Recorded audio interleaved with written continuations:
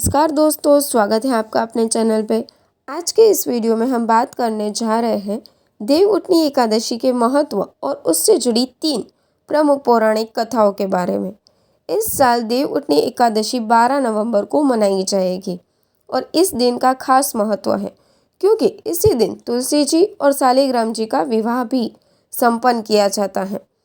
तो चलिए बिना देर किए जानते हैं देवउठनी एकादशी की खास कहानियाँ। सबसे पहले कहानी है सत्यभामा और रुक्मणी की। भगवान श्री कृष्ण की पत्नी सत्यभामा को अपने रूप पर बहुत गर्व था और उन्हें लगता था कि उनके सौंदर्य के कारण ही श्री कृष्ण उनसे ज्यादा प्रेम करते हैं। एक दिन जब नारद मुनि आए तो सत्यभामा ने उनसे आशीर्वाद मांगा कि उन्हें अगले जन्म में भी श्री कृष्ण ही पति रूप में मिले। नारद जी ने सुझाव दिया कि वह इस जन्म में श्री कृष्ण को दान कर दे ताकि अगले जन्म में वह फिर उनके पति बने। सत्यभामा ने यह प्रस्ताव मान लिया, लेकिन जब नारद जी श्री कृष्ण को लेकर जाने लगे तो अन्य रानियों ने उन्हें रोक लिया। इसके बाद नारद जी ने कहा कि अगर श्री कृष्ण के बराबर का वजन सोना या रत्न दिया जाए तो वह श्री कृष्ण को वापस छोड़ देंगे। सभी रानियों ने बहुत सारा सोना चढ़ाया, लेकिन तुला का पलड़ा टस से मस नहीं हुआ। तब रुक्मणी जी ने तुलसी के एक पत्ते को तुला पर रखा और वजन बराबर हो गया। इस घटना के बाद से तुलसी पूज्य मानी गई और एकादशी पर उनका विशेष पूजन किया जाता है। अब जानते हैं दूसरी कथा, जो कि दानव शंखचूड़ की है। शंखचूड़ नामक राक्षस ने तीनों लोकों में उत्पात मचाया हुआ था। देवताओं के आग्रह पर भगवान विष्णु ने उससे युद्ध किया, लेकिन उसे वरदान था कि देवता उसे मार नहीं सकते।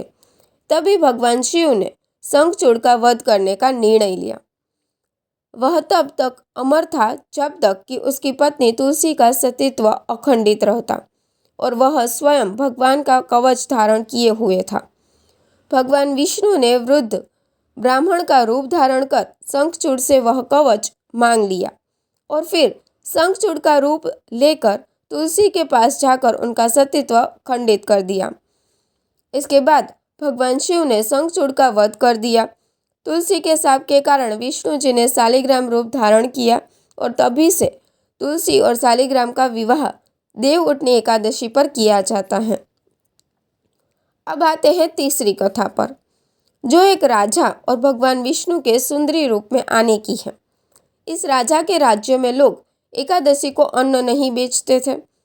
भगवान ने राजा के धर्मनिष्ठा की परीक्षा लेने के लिए एक सुंदरी का रूप धारण किया और राजा के सामने प्रकट हुई।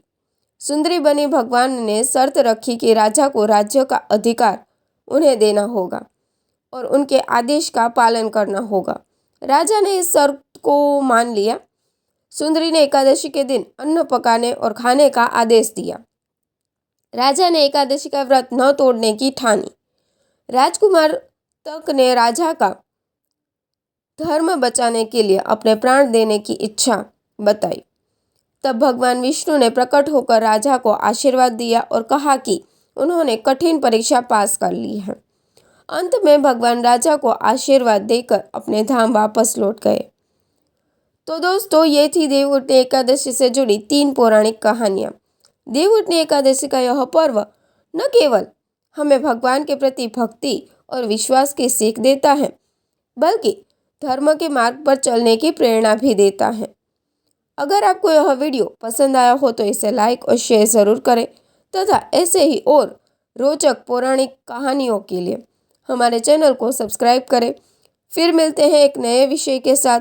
धन्यवाद। जय श्री हरि।